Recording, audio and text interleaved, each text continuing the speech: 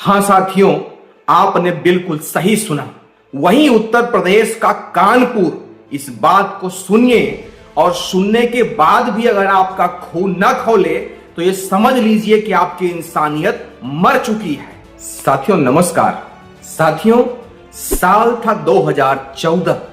इस देश की भोली भाली जनता के आंखों पर एक सुनहरा विकास का पर्दा डाला गया था। हमसे वादा किया गया था, इस देश के करोड़ों जनता से वादा किया गया था रोजगार की, समृद्धि के, नए और सशक्त मजबूत भारत के। लेकिन आज हम 2026 में खड़े हैं और मैं आपसे एक सवाल पूछना चाहता हूं, क्या विकास दिख रहा है या केवल इस देश में विनाश ही विनाश का तांडव दिखाई दे रहा है?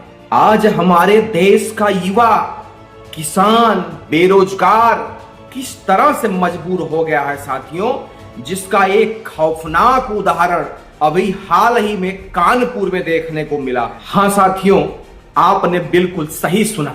वहीं उत्तर प्रदेश का कानपुर। इस बात को सुनिए और सुनने के बाद भी अगर आपका खून न खौले तो ये समझ लीजिए कि आपकी इंसानियत मर चुकी है। साथियों, आगे जो मैं कहने जा रहा हूं, इस बुलडोजर सरकार की जो मैं पोल खोलने जा रहा हूं, इसको ध्यान पूर्वक सुनना और गंभीरता पूर्वक इस बात पे विचार करना, सारा मामला साफ हो जाएगा। साथियों, तत्काल सरकार ने जनता के बीच में हमेशा एक बात कही है कि डबल इंजन की सरकार बनवा दो, उसके बाद तुम रफ्तार और रिजल्ट देख लेना।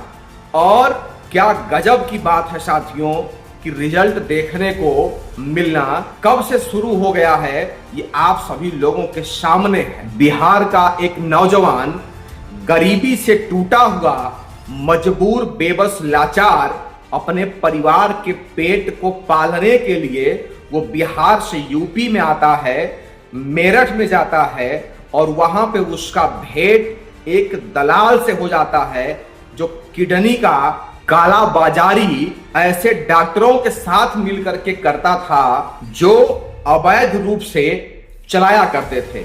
साथियों, उस दलाल के माध्यम से वो कानपुर लड़का जाता है और उसकी मजबूरी का सौदा होता है वहां पर। जरा विचार करिए, कितनी दर्दनाक और कितनी सोचने वाली बात है कि उसके गरीबी का, उसके मजबूरी का सौदा होता है। उसके शरीर में जो किडनी होती है उसकी वजह 10 लाख रुपए में सौदा किया जाता है और किडनी वो डॉक्टर निकाल लेते हैं। लेकिन बड़ी आश्चर्य की बात तो तब है, पूरी मानवता शर्मसार मेरे साथियों यहां पे हो जाती है जब उसको 10 लाख में बात करके केवल 9.5 लाख रुपया दिया जाता है।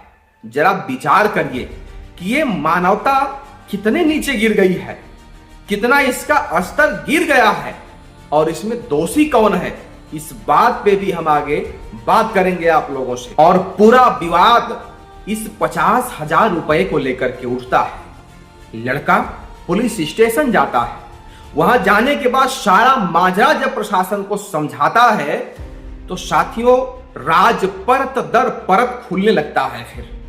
और आगे क्या पता चलता है कि ये गोरख धंधा कोई आज से नहीं चल रहा है, ये 3-4 सालों से चलाया जा रहा है। ये कोई नई बात नहीं थी, ये बड़ी पुरानी बात थी।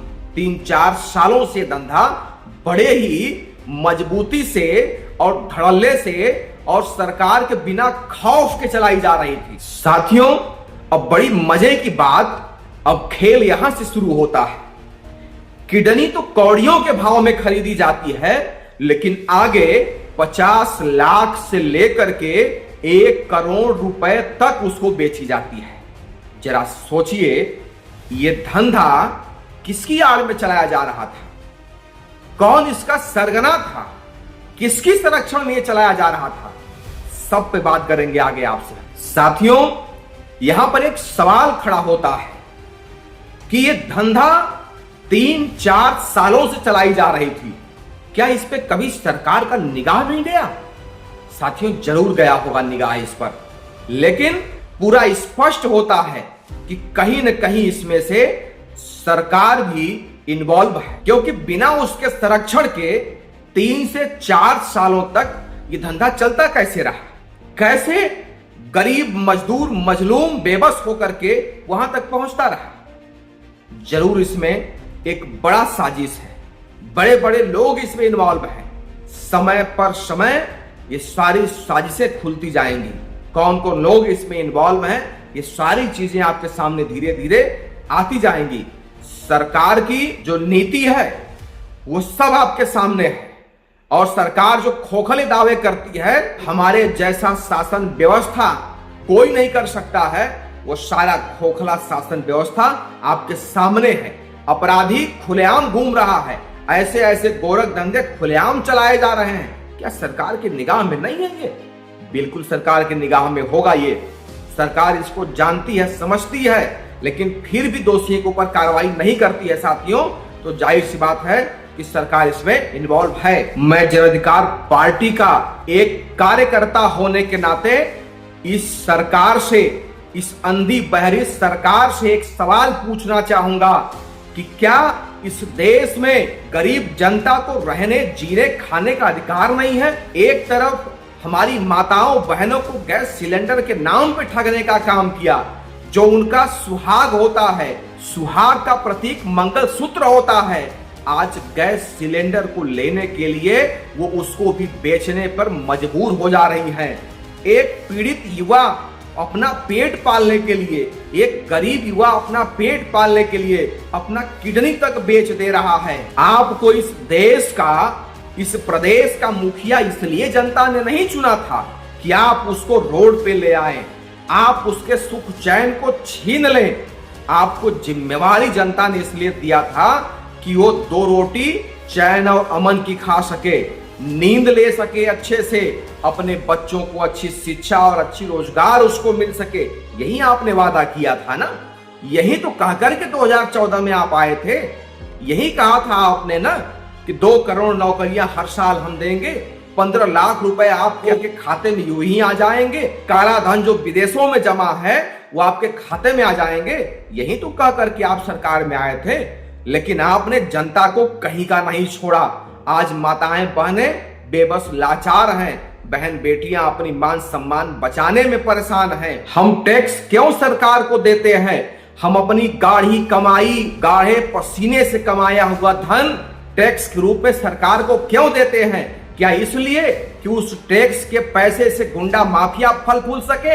हम वो पैसा इसलिए सरकार को देते हैं कि हमारी आने वाली पीढ़ी, हमारे बच्चे सुरक्षित रहें, उनको रोजगार मिल सके, उनको आने वाले समय में किसी प्रकार की परेशानियां ना हो, इसलिए हम सरकार को टैक्स देने का काम करते हैं। लेकिन ऐसा प्रतीत होता है कि उस टैक्स से हमारी भलाई में कम, गुंडे माफिया बाबाओं को संरक्षण ज्यादा देने लगी है सरकार। लेकिन अब और नहीं, जन अधिकार पार्टी के संस्थापक जौनपुर के सांसद माननीय बाबू सिंह कुशवाहा ने ऐलान किया है कि अब हम इनकी कोई भी बर्बरता को नहीं झेलेंगे, अब हम सारे लोग इनकी ईंट से ईंट बजा देंगे। उन्होंने पूरी जनता से अपील किया है कि महंगाई के खिलाफ, भ्रष्टाचार के खिलाफ, गुंडागर्दी के खिलाफ हम सभी लोगों को एक साथ खड़े होने की जरूरत है। इस आदाताई सरकार को बदल देने की जरूरत है। माताओं बहनों से भी उन्होंने अपील किया है कि जब आप रोटियां बनाती हैं तो उसको अलटने पलटने का काम करती हैं, अगर नहीं करेंगी तो रोटी जल जाती है। इसी प्रकार से इस सरकार को ठीक करना है तो आने वाले समय में इसको बदल देने की जरूरत है, अन्यथा इस देश में हाहाकार मच जाएगी, आग लग जाएगा, सब नष्ट हो जाएगा, कुछ भी नहीं बचेगा। हम आपके साथ मजबूती से खड़े हैं, हम आपकी आवाज बन करके सड़क से लेकर के संसद तक आंदोलन करने का काम करेंगे।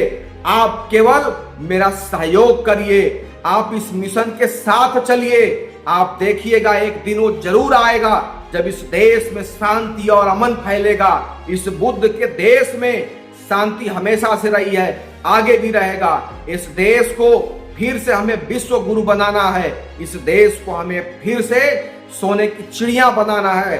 साथियों, माननीय बाबू सिंह कुशवाहा के हाथों को मजबूत करने की जरूरत है। ऐसे लीडर, ऐसे नेता सैकड़ों सैकड़ों सालों में कभी कभी आते हैं। अगर हम ये मौका चूक जाते हैं तो भरोसा करिए, आप ये विश्वास करिए कि हम फिर ऐसा माहौल कभी नहीं ला पाएंगे, ऐसा नेता फिर कभी नहीं ला पाएंगे। आप सभी लोगों से एक आखिरी अपील करते हुए साथियों, कि अगर आपको भी ऐसे भ्रष्ट सिस्टम से निजात पाना है, आपके हृदय में भी अपने बच्चों के बेरोजगारी को लेकर के पीड़ा है, तो इस वीडियो को इतना शेयर करो, उस हर बेबस लाचार मजदूर किसान तक पहुंचाने का काम करो, ताकि ये कारवां रुकने न पाए, जन अधिकार पार्टी का मिशन न रुकने पाए। माननीय बाबू सिंह कुशवाहा की सोच को आगे बढ़ाना है, सत्ता तक जाना है, और सत्ता में जाने के बाद ही कुछ संभव हो सकता है मेरे साथियों। तो चलो आगे बढ़ो, दूसरा कोई रास्ता नहीं है। जय हिंद, जय संविधान।